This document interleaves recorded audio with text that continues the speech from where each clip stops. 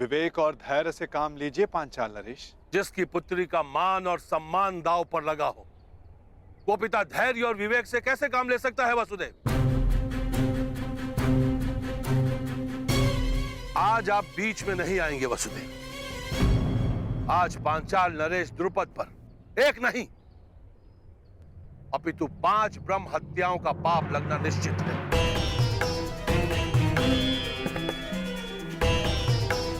ब्रह्म हत्या का पाप तो आपके भाग्य में है ही नहीं पांचाल नरेश, क्योंकि आपके समक्ष कुरु वंश के क्षत्रिय महायोद्धा खड़े हैं।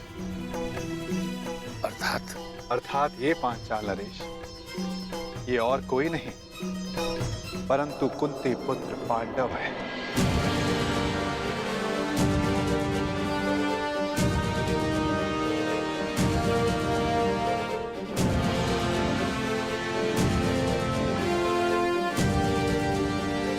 जो सबसे आगे खड़े हैं वो धर्मराज युधिष्ठिर है,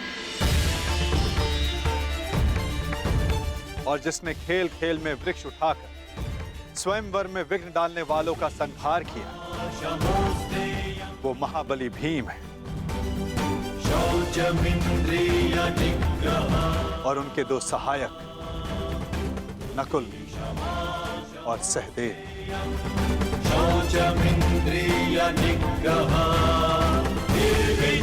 और जिसने असाध्य लक्ष्य भेद कर द्रौपदी को वरा,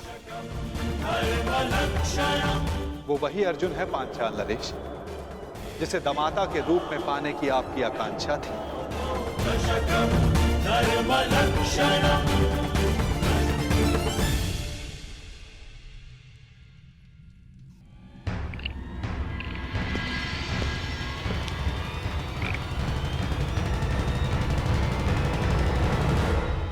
पधारिए अंगराज कर्ण।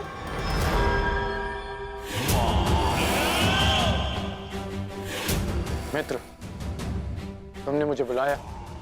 हाँ। यदि तुम भी यही पूछना चाहते हो कि मैंने उस ब्राह्मण युवक को जाने क्यों,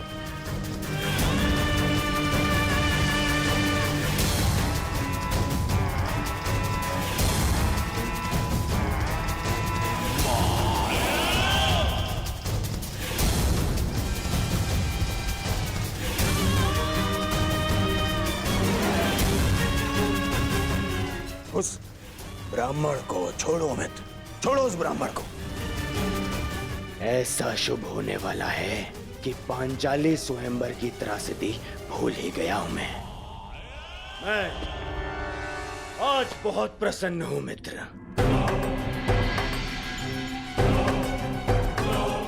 मेरा और तुम्हारा, हम दोनों का स्वप्न पूर्ण होने वाला है। मामाश्री ने ऐसा मार्ग खोजा है जो मुझे, दुर्योधन को, तुरंत ही हस्तिनापुर का राजा बना देगा। मेरा राज अभिषेक होगा, राज अभिषेक। उसके पश्चात तुम्हारा परिवर्तन का स्वप्न भी पूर्ण हो जाएगा मित्र। हाँ मित्र।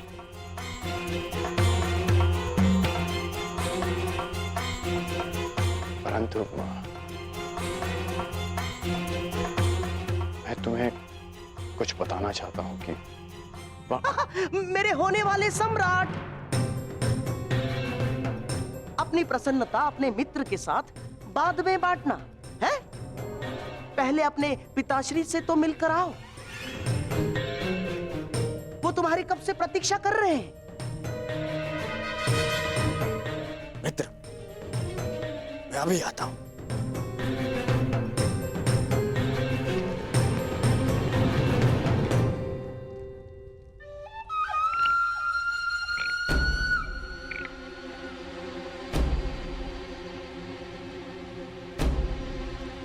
जब तक दुर्योधन लौट आए तब तक चौसर के 2-2 हाथ हो जाए अंगराज कर्ण।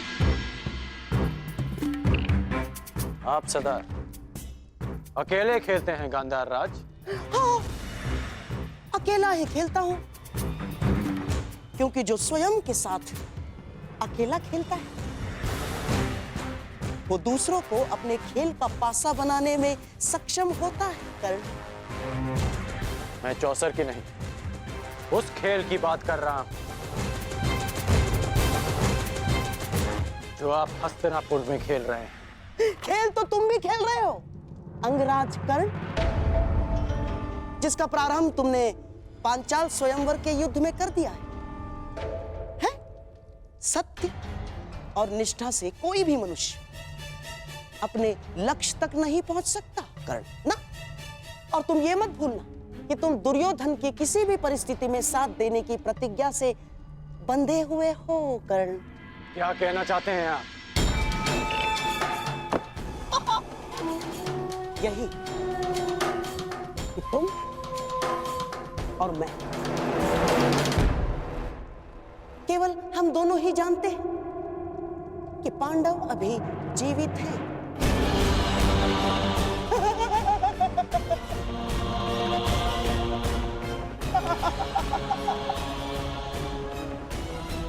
और यदि दुर्योधन को सम्राट बनते देखना चाहते हो तो ये सब किसी को ज्ञात नहीं होना चाहिए ना।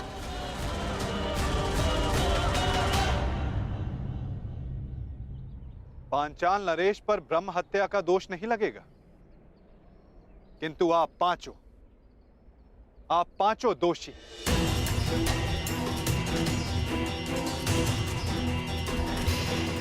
धर्मराज, पांचाल नरेश के क्रोध का कारण नीति संगत और द्रौपदी की पीड़ा भी। यदि कुछ अनीति हुई तो आप पांचों से।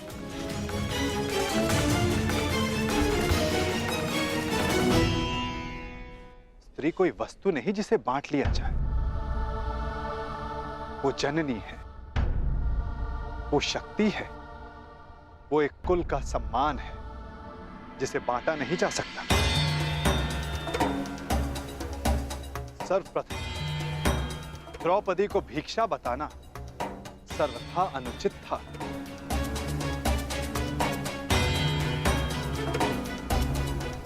तुमने पांचाली का वरण किया है ना अर्जुन, वो कोई भिक्षा नहीं है।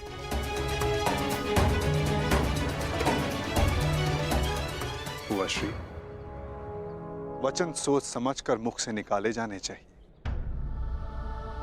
अनुचित समय पर निकले अनुचित शब्द ब्रह्मास्त्र से भी अधिक विनाशक सिद्ध होते हैं।